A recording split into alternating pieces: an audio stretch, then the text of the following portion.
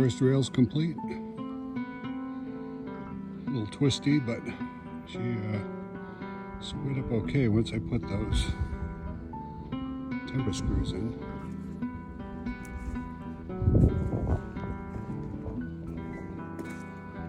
Tomorrow we'll mill that log up, and that will go right there. Coming along. Won't be long, we'll have the sawmill down here, and we're making some nice boards and timbers.